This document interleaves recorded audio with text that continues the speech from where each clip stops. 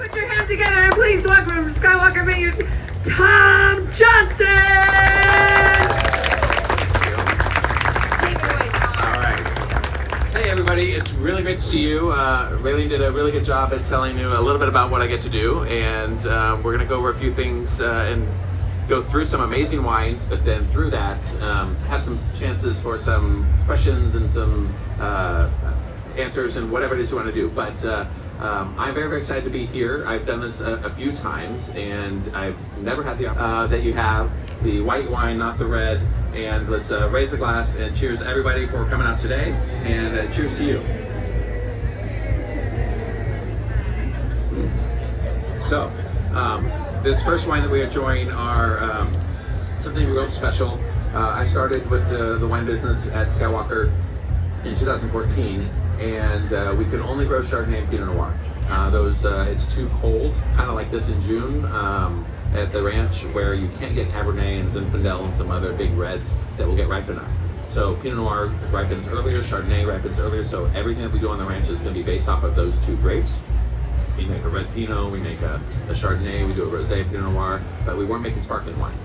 And this here is the second vintage ever produced at the ranch. This is a 2015 that we hired the then winemaker of Stramsburg to produce a small batch for us to see what Marin County wines could do. And so this is a Blanc de Noir, a little bit of Chardonnay, a little bit of Pinot Noir, and it sits in the bottle to get those amazing bubbles for about 7 years. So it is a long time coming, and produces a really, really interesting wine. There's really no Marin County winery that's doing anything like this. And I make anywhere from 200 to 300 cases each year. And so we save some for this, and it mostly gets sold online and to our club members. So I wanted you to try this for every single one, and you don't see it here, but there's a leather strap that we tie around it with a little jewel that we have on the bottle of wine as well. People I've seen make earrings out of them and necklaces out of them and all kinds of things. But a really special bottle of wine, and I'm really, really honored for you to try it. So when you first try it, the bigger the bubbles, the less expensive the wine. This one has very, very tiny bubbles that just kind of sit on your palate. You should get flavors of apple. You should get a little bit of that yeastiness, kind of like baked bread. That's the yeastiness in the wine that helps with that. And just a really special bottle of wine. So cheers. To get you into Marin. But George bought the property in 1978 after the success of a little film called Star Wars, where he wanted to create a filmmaker's retreat outside of the Los Angeles area. Who has tried our wines before? Anybody? All right, I see a few faces that I do recognize. And then who's had the luckiness to get to go to the ranch? I know there's a few people. Yeah, good. But it's a 6,000 acre beautiful property in the middle of nowhere in a small little town called Nicasio. And he's been there since 1978. And since then, he's built different parts of the business to create this filmmaker's retreat. You may have heard that George and Disney came together in 2012, and all the intellectual property of Star Wars was sold to Disney, but he kept all the physical property. Physically, the Skywalker Ranch, all the buildings, as well as a lot of the props that you may know, and costumes and uniforms and different things, that he still owns those, which was kind of odd in the whole sale as to who gets what. But those are all there as well. And there's something at the end, if I still have time, we'll talk about the museum that he's currently building down here in LA. So I will be traveling down here a lot more to see the museum, and we'll go into that. But Skywalker Ranch is in Marin County. It's about an hour if you're to drive north to get to the wine country, and it's 20 minutes to get to the bridge. And he still has the property there where Disney and Lucasfilm are still working at today. There's a building called Sky Sound, and that's where a lot of high-end post-production is still done within Disney, within Pixar, Marvel, and then other directors that will bring their films to Sky Sound, where these now Disney employees that were one day George employees are helping movie makers finish off their films at Sky Sound. So I'm really honored to say that we are still making movies at Skywalker Ranch, but George isn't getting to cash in on all those successful movies. So I was hired in 2014 to figure out a way to make the ranch economically sustainable now that we're not making movies there anymore. So we're already growing fruit for grapes and wine. We have Wagyu beef on the property. We have honey and vegetables and all kinds of things. So they bring in this wine guy to kind of figure out how to make the ranch economically sustainable and help pay for that. So with that, we started the winery. We were already making wines, but they were made off-site. His friend Francis Ford Coppola were making wines at his estates in Napa. And so then in 2014, my first project is we built out a beautiful state-of-the-art winery. And so everything from 14 on have been estate bottle produced, including the sparkling wine that you have here. We only make anywhere from 1,500 to 3,000 cases, depending on the year. That is smaller than what you would call a boutique winery. And we're not looking to grow it necessarily and take over more property on the ranch to plant two grapes. We want to make it very small and very boutique and just as well. But before I move on from that, what we do like to talk about when we have these wines is we like to talk about this thing on the front. On this sparkling wine, it's actually a metal piece. On our everyday wines, it's printed on the label, but it looks like an angel kind of from there if you look at it, but it's not. It is a winged icon that we call it. And the winged icon is something that we didn't know much about. But as the wines were getting better and the winery was producing better product, we asked George what he wanted to do to kind of change up the label. And he said, put the winged icon on it. We all kind of shook our head and, great. And then after he left, said, what's the winged icon? What are we talking about? And so what we found out was in the early 70s, George was writing 4, 5, and 6. And the hero was going to be a female at one point. The hero then was going to be an alien at one point, and then he saw this 2-foot-tall statue that was a bronze piece that was a boy, not quite a man, with beautiful wings, bare feet, and a walking stick. And so it kind of connected for him that the wanderer of the sky that was going to save the universe from Star Wars sagas was going to be in the version of this winged icon. So the original Skywalker was very much similar to what this looks like here.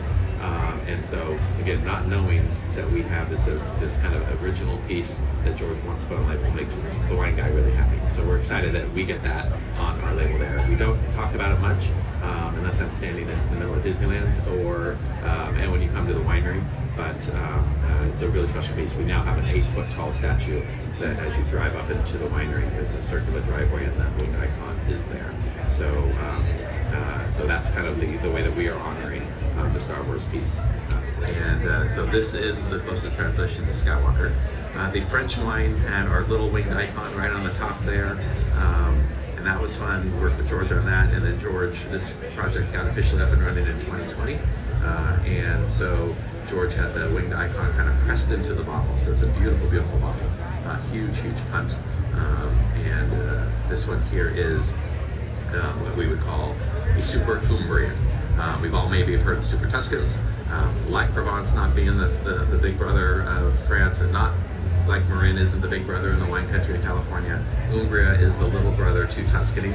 I say it's the Sonoma to the Napa, and it is kind of the undiscovered properties right now in this area, growing really, really great fruit.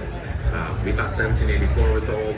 We're going to go back 200 years to the 1500s, where the property was originally a monastery and opened and closed for many different religious reasons through all the years. We did a deep dive into the history of it and found this old monastery in 2006 and worked on converting it into a weekend home that he has no time to spend weekends in Italy. So I get my hands on it and I get to now add it into the Skywalker hospitality. And I was itching because there was no fruit, no grapes on the property, so we planted grapes and started the winery officially in the beautiful year of 2020. So in 2020, this is a 2020. This is a Cabernet and a Merlot blend, and those are two varietals that you would not plant in this region. You can make more money planting Sangiovese and other reds where you did the Chianti type region.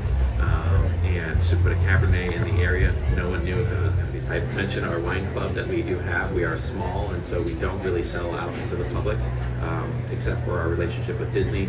And so you can go online and buy our wines online. If you're in Utah, sorry, we're not going to be able to ship them to you. There's certain states we can't ship to, but we can ship to about 36 feet of rentable space there. And so we have a store, and we opened up thinking it would be, this, and it's kind of, social media is blowing it up in all the best ways. and every single one of our wines are available there too. You don't need to join a club. You can walk in and get the wines that way too.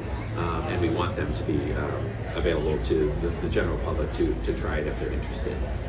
So that is something that we are doing on top of that. So you are welcome to come to the ranch. If you misbehave, you will be kicked off the ranch. There's a list, but everyone has been very, very respectful, and we do love showing the ranch. And excited after many, many years to be opening up the Lucas Museum of Narrative Arts in the beautiful town of Los Angeles, California, in Exposition Park across from USC. It is a beautiful, beautiful building. The building itself is a piece of art. It's a sculpture that's never been built before.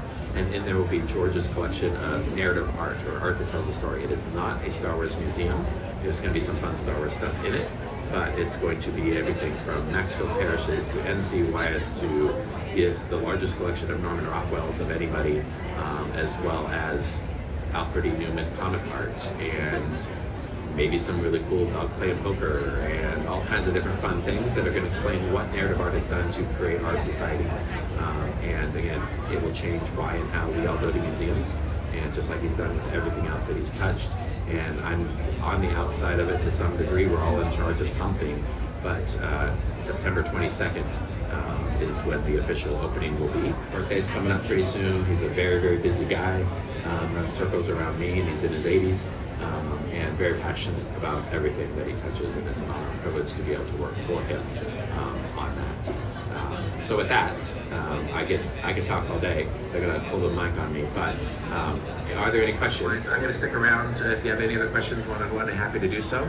And it's a privilege and pleasure to be here. I always enjoy these, just to get to meet and see new people. So thank you for coming to hang out with us, and go get something to warm you up a little bit. All right, thank you, everybody.